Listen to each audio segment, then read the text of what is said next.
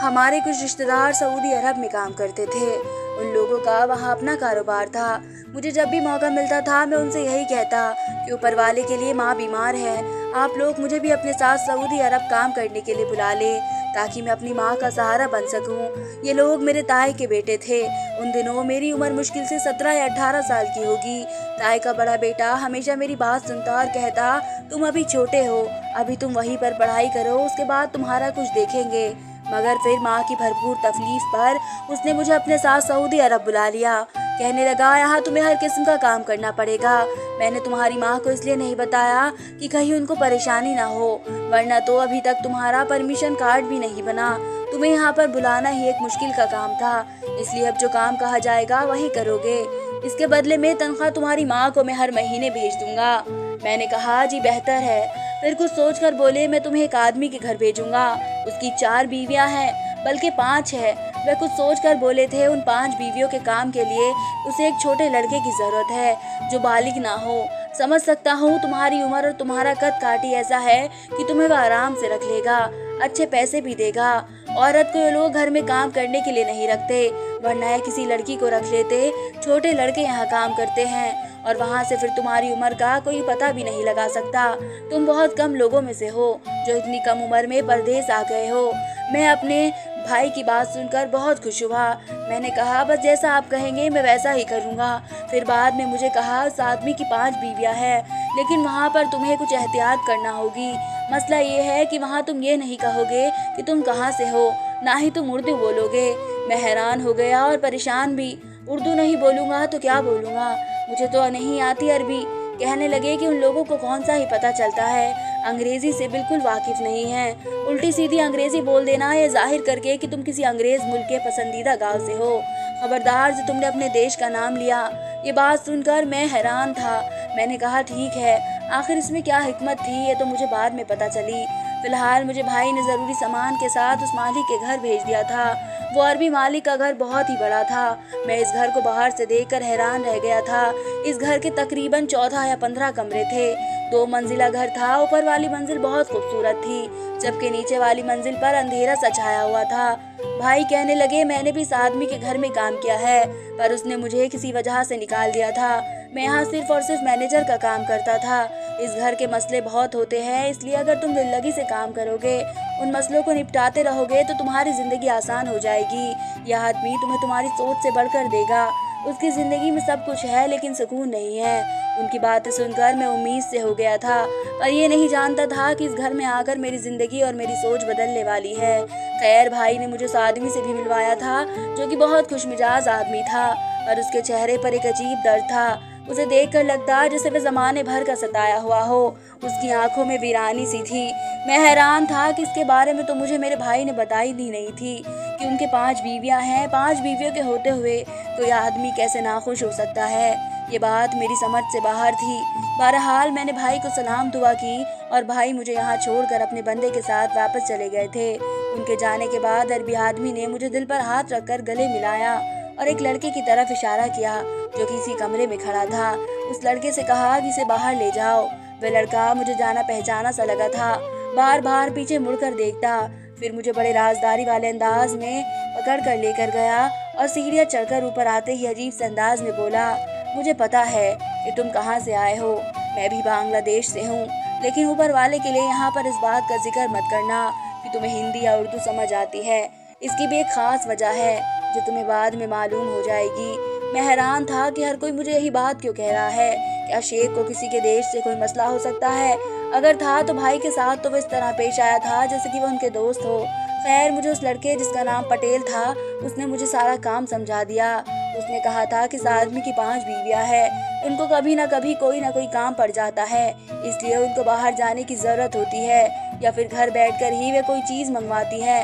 तुमको फौरन उनको सब कुछ ला कर देना है जो वह मांगेगी, और हाँ, किसी से कोई बात पूछने की जरूरत नहीं है। अब तुम्हारे जहन में ये भी सवाल आ रहा होगा कि ये 5 बीवियां इनकी कैसी है, क्योंकि ये तो अरबी है, बस 4 बीवियां ही रख सकता है। मैंने हाँ में सर हिला दिया। बात यह है कि जो नीचे वाले पोर्शन में सबसे कम उम्र वाली लड़की रहती है, इसे उसने तलाक दे दी है। वह उनकी बीवी तो है लेकिन तलाकशुदा है। खैर, उसके पास नहीं जाता, सिर्फ अपनी 4 बीवियों के साथ रहता है। और बेहतर यही होगा तुम अपने काम से काम रखो। आज के बाद की बात किसी से मत पूछना। मैं इसकी बातों पर अमल करते हुए वहाँ से निकल आया था। अब सवाल तो ये था कि मैं सारा दिन बस उनकी बीवियों के हुक्म का इंतजार करता। बदले में मुझे तनख्वाह कितनी मिलती थी, ये सारी बातें जहन में घर कर रही थी। तभी मुझे अंदर से किसी औरत के चीखने की आवाज़ आई। मैं बाहर बैठा था, अंदर औरतों के चीखने की आवाज़ सुनकर कमरे की तरफ दौड़ पड़ा था। मैंने देखा अंदर एक औरत बुरी तरह चीखे तोड़ फोड़ रही थी। वह जवान लगती थी, उसकी उम्र मुश्किल से 27 से 28 साल होगी, जबकि वही शेख जो थोड़ी देर पहले मुझे कमरे में हिदायत देकर गया था, वह इसे चुप करवाने की कोशिश कर रहा था। लड़की बुरी तरह रो रही थी, जबकि वह अरबी आदमी बड़ी ही फिक्रमंदी में उसे चुप करवाता तो कभी नीचे बैठा कहता कि मेरी बात तो सुनो। इसके अंदाजे से ऐसा लग रहा था, लेकिन वह लड़की कोई बात करने के मूड में नहीं थी। मैं डर गया कि कहीं अरबी की बातें छुपकर सुनने में मुझे नौकरी से न निकाल दे। मैं फौरन वहां से वापस आकर अपनी जगह बैठ गया। 2 मिनट ही गुजरे हुए थे कि फटाक से दरवाजा खुला। वह औरत अपनी चीजें समेटती हुई वहां से बाहर जाने लगी। अरबी उसके पीछे पीछे दौड़ा। मैंने अपनी नजरें झुका ली थी। फिर इस लड़की ने उस आदमी की कोई बात नहीं सुनी और वहां से भागती हुई चली गई। उसकी आंखों से आंसू बह रहे थे। लगता था कि वह बहुत बड़ी परेशानी में कैद था। वही जो कि उसे पहले रोकने की कोशिश कर रहा था, इसके जाने के बाद फूट फूट कर रोने लगा और कहने लगा, ए ऊपर वाले, मुझे माफ़ी दे दे। इसकी बातों से इतना समझ आ गया था कि वह बहुत शर्मिंदा है। उसने कोई ऐसी हरकत की है, उसे दोहराना भी नहीं चाहता था, मगर मैं अपनी बीवी के साथ कुछ ऐसा ही करता होगा, तभी तो अपनी बीवी से माफ़ी मांग रहा था। खैर मैं चुप रहा था, अपने नए हुक्म का इंतज़ार कर रहा था। वह मेरे पास आया और मुझसे कुछ अजीब और गरीब अंदाज में बातें करने लगा। मैं इसकी बात समझ नहीं पाया। तभी उसे एक लड़के को आवाज़ दी। ये वही लड़का था जिसने मुझे उस अरबी के बारे में जानकारी दी थी। मैं पास आ गया। उसने अरबी से कोई बात कही। अरबी ने उसे कुछ समझाया और फिर इस लड़के ने मुझे जो कुछ बताया वह तो मेरी ज़िंदगी बदलने वाला था। मैं सुनकर हैरान रह गया कि वह अरबी मुझसे ये कह रहा था कि तुम मेरी एक बीवी से शादी कर लो। मुझे लगा जैसे कि मुझे आजमा रहा होगा कि मैं इसका वफादार हूँ या नहीं, ये साबित हो सके। मैंने उस लड़के से कहा कि मैं शेख की बीवियों की बहुत इज्जत करता हूँ, ऐसा सोच भी नहीं सकता। अगर मुझसे कोई गलती हुई है तो मुझे माफ़ कर दे। मेरी बात सुनकर ये समझ गया कि मैं उसकी इस पेशकश से खौफजदा हो गया हूँ। कहने लगा, तुम डरो नहीं, मैं तुम्हें सब कुछ आजमाने के लिए नहीं कह रहा, बल्कि अपनी बीवी से तुम्हारी शादी करवाना चाहता हूँ। मतलब वह भी बहुत परेशान लग रहा था। इसकी बातों से भी महसूस होता था जैसे वो किसी गहरी सोच में गुम है। खैर मैंने जाकर ये बात अपने भाई को बता दी। भाई भी इस घर में आ गए थे। अरबी ने उनको भी बहुत बातें समझाई थी। भाई बेफिक्र हो गए, कहने लगे कि तुम्हारे लिए जिंदगी का सबसे अच्छा मौका होगा, तुमसे असली इस छोटी बीवी से ही शादी कर लो जिसने शेख से तलाक ले ली है या फिर इसको दे दी है। इसके बाद वे तुमको बताएंगे कि आगे क्या करना है। मैं तो इस घर में कठपुतली की तरह था, मेरे मालिक का हुक्म होगा मैं वैसा ही करूँगा। यूँ मेरी शादी की तारीख पक्की कर दी गई थी। तारीख क्या, परसों मेरी शादी होने वाली थी। उस लड़की का नाम सबा था जिससे मेरी शादी होने वाली थी। ये मैं नहीं समझ पाया था कि आखिर सबा के साथ शादी करने को मुझे क्यों कहा जा रहा है, जबकि ये शेख की बीवी जिसको वह तलाक दे चुका है, मुझसे दोबारा शादी करवा कर शायद वो अपनी बीवी के लिए हलाला करना चाहता होगा। बहरहाल परसों का दिन तो आना ही था। मेरी शादी सबा के साथ हो गई। सबा ने रोते रोते शादी के लिए हाँ कही थी और शादी होते ही मुझे और सबा को एक अलग कमरे में भेज दिया गया। ये कमरा अच्छी तरह सजाया गया था। इसमें रेशम के बिस्तर थे और नरम गरम ऐसे बिस्तर जो मैंने कभी जिंदगी में देखे भी नहीं थे। मखमली पर्दे, उन पर तोके देखकर इस घर की इमारत का अंदाजा होता था। मैं चुपचाप बैठा वे पर्दे और कमरे ही देख रहा था कि सबा रोती हुई मेरे पास आई और बोली, अब तुम भी मुझे तलाक दे दोगे? ये बात मुझे मालूम है क्योंकि मेरे नसीब में बस तलाक ही लिखी है। मैं उसको उर्दू बोलता देखकर हैरान नहीं था क्योंकि पहले ही जान चुका था कि वे कहाँ से है। वह मुझसे बहुत बातें करने लगी मगर इसके चेहरे पर दर्द साफ लिखा था। तुम कौन हो, यहाँ कैसे आई हो, और क्या तुम जानती हो कि तुम्हारी शादी मेरे साथ क्यों करवाई गई है? मेरी ये बात सुनकर सबा बहुत रोने लगी। अच्छा रो तो नहीं? मैंने उसका हाथ थामा, और वैसे भी अब तो तुम्हारा मेरा साथ शादी हो गई है। अगर तुम दुखी हो तो तुम मेरे साथ बहुत खुश रहोगी। मैं ख्याल रखने वाला अच्छा इंसान हूँ। मेरी बात सुनकर वह भी किसी मुस्कुराहट के साथ हल्की और बोली, तुम्हारे साथ मेरी शादी झूठी है। तुम तो बड़े ही मासूम और सीधे साधे लड़के हो। तुम ये नहीं जानते कि तुम्हारी शादी मुझसे इसलिए करवाई गई है क्योंकि तुम फिलहाल इस शादी की खुशी में खुश हो। तुम ये नहीं जानते कि मेरी क्या कहानी है। मेरी उम्र देखो, मुझ पर दूसरे दर्द देखो, तो तुम खुद ही जान जाओगे कि मैं जो कह रही हूँ बिल्कुल सही कहती हूँ। ये कहकर वह दोबारा रोने लगी। तुम मुझे अपनी पूरी बात बताओ, फिर मैं मसले का कोई ना कोई हल निकालने की कोशिश जरूर करूँगा। तुम देख लेना, तुम्हें मैं मायूस नहीं रखूंगा। तुम अगर इतनी ही दुखी हो, इसका कोई ना कोई हल तो ऊपर वाले ने रखा होगा। ये तो है। वे एकदम खुश हो गई थी। चलो मैं तुम्हें अपनी कहानी सुनाती हूँ, फिर तुम समझ जाओगे कि शेख के कमरे से उसकी बीवियों के रोने की आवाज़ क्यों आती है और क्यों इसके साथ कोई भी औरत बस नहीं पाती। इसके साथ 30 औरतों की शादी हो चुकी है। तुम ये सोच भी सकते हो 30 शादियों पर खर्चा कितना आता है और वह लड़कियां ढूंढने में वक्त कितना लगाता है।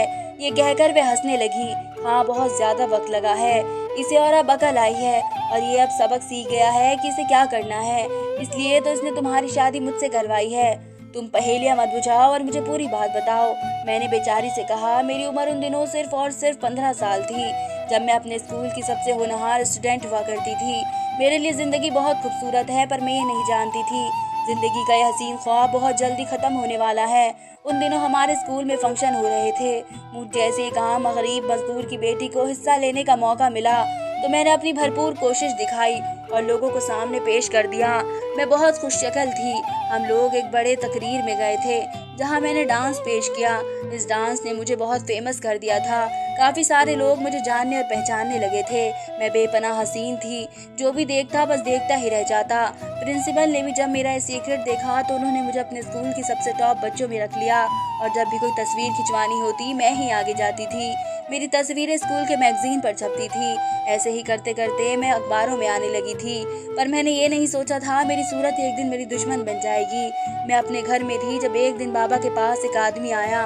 उसके साथ 2 औरतें भी थी। कहने लगा कि हम आपकी बेटी का इंटरव्यू करने आए हैं, साथ ही एक पेशकश भी दे रहे हैं। बाबा मेरे मजदूर और लालची आदमी थे। लालची नहीं, ये कहो कि हालात के सताए हुए थे।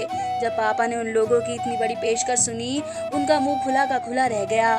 दरअसल ये लोग पापा से कहने आए थे कि उनकी बेटी को सऊदी अरब लेकर जाएंगे, पढ़ाएंगे लिखाएंगे और साथ ही नौकरी भी करवाएंगे। तनख्वाह हर महीने बकायदा बाबा को भेज दी जाएगी। पापा ने शायद ऐसी बातें पहली बार सुनी थी। फ्री में बैठे बिठाए उन्हें करोड़ों रुपए का लालच दिया गया। पापा खुशी से फूले नहीं समा रहे थे। 7 औरतें भी इसलिए उन लोगों पर यकीन कर लिया था, पर हम क्या जानते थे कि ये लोग तो इंसानों के रूप में भेड़िए हैं। मुझे नहीं मालूम कि उन लोगों ने वापसी की कार्यवाही कैसे पूरी की, लेकिन मुझे हवाई जहाज में बैठा दिया गया और फिर मेरी किस्मत ने इस दिन पलटा खाया मुझे जब यहाँ लाया गया। मैं पूरा रास्ता जहाज में यही सोचती रही कि मैं आगे जाकर बहुत बड़े स्कूल में पढ़ाई जारी रखूंगी। और जब मुझे वहाँ पर लाया गया, एयरपोर्ट पर मुझे एक लड़की ने रिसीव किया और मेरी खूब पूछताछ की गई थी। वह लड़की मुझे बहुत खूबसूरत बड़ी सफेद रंग के होटल में ले गई। इसके बाहर अरबी में कुछ लिखा हुआ था। मैं नहीं समझ पाई थी ये क्या है। वह लड़की मुझसे होटल में ले गई जहाँ पर माहौल बहुत ही अजीब था। खूबसूरती रंगरसियां और लड़कियां छोटे कपड़े पहन रखी थी। ऊपर वाला जाने कौन सा सऊदी अरब था। हमने तो यही सुन रखा था कि वह बहुत अच्छा मुल्क है, वहाँ पर ऐसा कुछ नहीं जैसा हमारे मुल्क में होता है। पर मैं ये देखकर तो हैरान थी कि यहाँ याशी का एक भरपूर अड्डा मौजूद था, लेकिन वहाँ लड़कियों ने छोटे कपड़े पहन रखे थे। मैं सोचने लगी कि मुझे यहाँ क्यों लाया गया है। ये जवाब तो हम जैसी लड़कियों के लिए नहीं है, ना ही यहाँ कोई स्कूल की लड़की नजर आ रही है। बहुत मुश्किल से गुजरते हुए वह लड़की मुझे एक बड़े से हॉल में ले गई जहाँ पर एक ब्यूटी पार्लर जैसी जगह थी। ब्यूटी पार्लर में मेरे बाल बनाए गए, मुझे अच्छे से कपड़े पहनाए गए। मैं किसी शहजादी की तरह लग रही थी। मुझे अपने आप पर भी तरस आ रहा था। मुझे सुर्ख रंग के कपड़े पहनाए गए। मेरे सर पर एक टोपी रखकर मुझे ऐसे तैयार किया गया जैसे फिल्मों और नाटकों में शहजादी हो। मैं फना खूबसूरत लग रही थी। दुनिया की सबसे हसीन लड़की इस वक्त मैं ही मालूम हो रही थी। फिर मुझे एक और कमरे में ले जाया गया। ये देखकर मेरे तो कदमों तले से जमीन निकल गई कि वहाँ पर सोफे पर एक आदमी बैठा था जिसने अपने बाजू दोनों तरफ फैला रखे थे। मुझे देखते ही उसकी आंखों में हवा भर आई और फिर क्या था, उसने मुझे बर्बाद करना अपना हक समझा। वह मुझे बहुत दूर से पकड़ के लाया था। ये सारा खेल सारा जाल उसी ने तो बिछाया था। एक दिन अखबार में उसे मेरी तस्वीर देखकर मैं पसंद आ गई। बस वहीं से उसने मुझे बर्बाद करने की ठान ली। जब पता कर आया तो पता चला मेरे माँ बाप भी गरीब हैं। फिर क्या था, उनको लालच दिया और हफ्तों के दिनों में मुझे यहाँ लेकर आ गया। अब मैं उसके सामने सजी सजाई रेशम की गठरी की तरह पेश की जा रही थी। मैं बहुत रोई थी, चीखी चिल्लाई थी, मेरी किसी ने नहीं सुनी। वह दिन मेरी जिंदगी का सबसे बुरा दिन था। इस सब के बदले में मेरी माँ बाबा को पैसे भेजे जाते रहे। वह खुश थे और जब भी मौका मिलता मेरी अच्छी तस्वीरें बनाकर भेज देते, जिससे लगता कि मैं स्कूल में पढ़ रही हूँ। फिर कुछ दिन गुजरे, इस अरबी ने मुझसे शादी कर ली। कहने लगा कि मैं तुम्हें अपनी बीवी बनाकर रखूंगा, लेकिन मुझे इसकी क्या समझ थी। वह तो अभी बात करता था और मैं उर्दू में बोलती थी। और समझती थी एक दिन उसने ऐसा किया जो मेरे जहन और गुमान में भी नहीं था। मुझसे कोई बात कह रहा था, मुझे समझ नहीं आई, तो उसने मुझे तलाक दे दी। तलाक देकर मुझे इस काल कोठरी में फेंक दिया, फिर मुझ पर जुल्म करने लगा। इतने जुल्म किए जो मैंने जिंदगी भर नहीं सहे थे। मुझे अपनी जिंदगी से नफरत हो गई। लगने लगा जैसे मौत ही मुझे सारे गम से छुट्टी दिला पाएगी। मैं दिन रात दुआ करती, ऊपर वाले से ये समझ नहीं आती कि मेरी ये ठेठ कब खत्म होगी। इस आदमी को वह सजा दे गया, वह जिंदगी भर के लिए उछड़ गया। उसे ऐसी बीमारी हो गई कि कोई औरत उसके पास नहीं रहती। उसे गुस्सा आता है, उसे गुस्से के दौरे पड़ते हैं और ये ऐसी खुराफाते बातें करता है कि कोई भी औरत इसके साथ नहीं रहती, उसे छोड़कर चली जाती है। अब इसे अच्छी तरह से समझ आ गया, एहसास हो गया है कि मेरा दिल दुखाने पर, मुझ पर जुल्म करने पर और मुझ जैसी एक लड़की को एक घर से उठाकर अपने याश खाने में लाने का क्या अंजाम होता है। मैंने सब्र किया, हर रोज ऊपर वाले से दुआ की। ऊपर वाले ने उसके दिल में यह एहसास डाल दिया, कोई औरत उसके साथ नहीं रही।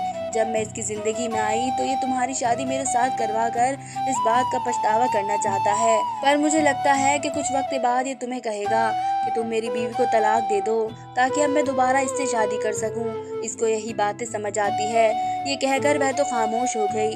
मुझ पर आसमान टूट पड़ा कि लोग कितने याश है। क्या वाकई में इस बेचारी लड़की को ऐसे ही उठाकर लाया होगा? मेरी तो परेशानी की इंतहा ना थी। मैंने सारी बातें भाई को बता दी। भाई बोले कि मैं ये सब पहले से ही जानता हूँ। पहले ये आदमी डरता था कि मैं किसी उर्दू बोलने वाले आदमी को ना लेकर आऊँ, लेकिन अभी अपने इस जोड़ी से तंग आ गया है। लड़की बहुत शरीफ है, तुम इसे नहीं जानते, इसलिए जिंदगी में कोई मना नहीं किया। यह आदमी खुद भी इसकी बहुत तारीफ करता है, लेकिन अब वह इसके लिए एक नासूर बनकर रह गई है। जब तक वह उसके घर में रहेगी तब तक यह आदमी बर्बाद ही रहेगा, उजड़ कर रहेगा। इसलिए उसकी शादी करवा कर विदा करना चाहता है, वापस अपने माँ बाप के घर भेजना चाहता है। ये तो अच्छा हुआ उसके साथ तुम्हारी शादी हो गई। मैं उससे कहूँगा कि उसे तलाक देने पर मजबूर ना करे, और जैसा आप सोच रही है वैसा ना हो। वैसा ही हुआ। भाई ने उस शेख से बात की, वह मान गया। उसने सबा को मेरे साथ विदा कर दिया और हमें अच्छी खासी रकम भी दी। उसने सबा की जिंदगी बर्बाद की थी, उसे आबाद करने की भी भरपूर कोशिश की, यहाँ तक कि सबा को एक खूबसूरत घर दिया। इस घर में मैं और सबा रहने लगे। सबा के चेहरे पर मुस्कुराहट नाम की तो कोई कमी नहीं थी, पर मेरी माँ बहुत खुश है। माँ को मैंने सबा की कहानी नहीं बताई, बस ये बताया है कि वो बहुत शरीफ लड़की है और इसमें कोई शक नहीं कि सबा जैसी अच्छी लड़कियां आजकल ज़माने में ढूंढने से नहीं मिलती। धन्यवाद दोस्तों।